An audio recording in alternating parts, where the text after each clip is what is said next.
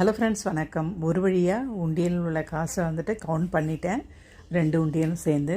இது எந்த உண்டியல் அப்படின்னா, இப்போ நம்ம கந்த சஷ்டி கவசம் படித்தோம் இல்லையா, செல்வ வளம் சேர கடன் தீர அப்படின்னு சொல்லிட்டு 2 உண்டியல் நம்ம சேர்த்து வச்சுருந்தோம். அது ஒரு வழியாக வந்துட்டு இப்போ நான் கவுண்ட் பண்ணிட்டேன். 2 உண்டியலும் சேர்த்து அமௌண்ட் எவ்வளோ அப்படின்றத உங்கள் முன்னாடியே தான் கவுண்ட் பண்ண போகிறேன். எவ்வளோன்றதை பார்க்கலாம். ஒவ்வொன்றும் தனித்தனியாக எண்ணிக்கலாம். இதில் எவ்வளோ வந்துச்சு, செல்வமலம் சேர எவ்வளோ வந்துச்சு, கடன் தீர உண்டியலில் எவ்வளோ வந்துச்சு அப்படின்றத தனித்தனியாக நம்ம பார்த்துக்கலாம். இப்போ ஃபஸ்ட்டு வந்துட்டு செல்வ வளம் சேர அதில் எவ்வளோ அமௌண்ட் வந்துச்சு அப்படின்றத பொதுவாக பார்த்துக்கலாம். இந்த மாதிரி சேமிப்பு பழக்கம் வந்துட்டு நமக்கு வந்து ஏதாவது ஒரு விதத்தில் நமக்கு ஹெல்ப்ஃபுல்லாக இருக்கும். டெய்லியுமே நம்ம பூஜை ரூமில் ஒரு உண்டியல் சேர்த்து வைக்கிறது ரொம்ப நல்ல பழக்கம். இப்போ நான் அதை ஃபாலோ பண்ணிகிட்ருக்கேன். இது வந்து ஏற்கனவே அந்த செல்வ வளம் சேர ஒரு டப்பா இருக்கு இல்லையா, அது வந்து 2011 ஸ்டார்ட் பண்ண அந்த உண்டியல் வந்துட்டு அப்போது ஸ்டார்ட் பண்ணது. அந்த டப்பாவில் எப்பொழுதுமே காசு இருந்துக்கிட்டே இருக்கும். அதனால தான் அந்த டப்பாவை தூக்கி போடவே மனசு இல்லை. எவ்வளோ உண்டியல் புதுசாக வாங்கினா கூட அந்த உண்டியல் வந்துட்டு அந்த டப்பா வந்து எப்பொழுதுமே அது வந்து பீரோவில் இருந்துக்கிட்டே இருக்கும். கையில் எப்போல்லாம் காசு வருதோ அப்போல்லாம் அதில் நான் போட்டு வைப்பேன்.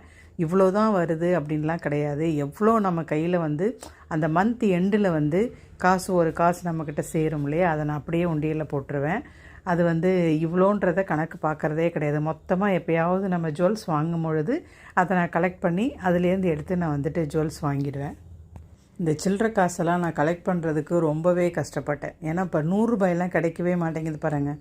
பேங்க்கில் எடுக்க போனால் கூட நமக்கு வந்து 500 ரூபா தான் கிடைக்கிது. இந்த 100 ரூபாய்க்கு நான் ரொம்ப டெய்லி ஏதாவது ஒரு பொருள் வாங்கிட்டு அதுக்கப்புறம் தான் சில்லற தருவாங்க இல்லையா, அந்த மாதிரி தான் நான் உண்டியலில் கொஞ்சம் கலெக்ட் பண்ண ஆரம்பித்தேன். இப்போ இந்த உண்டியலில் இருக்கிற இந்த 1 Ruby, 5 Ruby coin, 5 Ruby coin கூட வாங்கிப்பாங்க. 1 ரூபி அந்த 2 ருபீஸ்லாம் வந்துட்டு எப்படி மாற்ற போகிறேன்னு தெரியல, கம்மியாக தான் இருக்குது. பட் அதை வந்து கடையில் இப்போ வந்து யாருமே வந்துட்டு அந்த முன்னாடியெல்லாம் சேஞ்சு கொடுக்கும்பொழுது 2 ரூபாய் இல்லைன்னா கூட சாக்லேட்டாக கொடுத்துருவாங்க. இப்போல்லாம் வந்து பேடிஎம்மில் எல்லாமே நம்ம வந்து அப்படியே ட்ரான்ஸ்ஃபர் பண்ணுறதால சேஞ்ச் யாருக்குமே யூஸ் ஆக மாட்டேங்குது, 1 ரூபி 2 ரூபிலாம். ஆனால் நான் அதை கடையில் வாங்குறதுக்கு ரொம்ப கஷ்டப்பட்டேன் இதில் சேர்க்கணுன்றதுக்காக.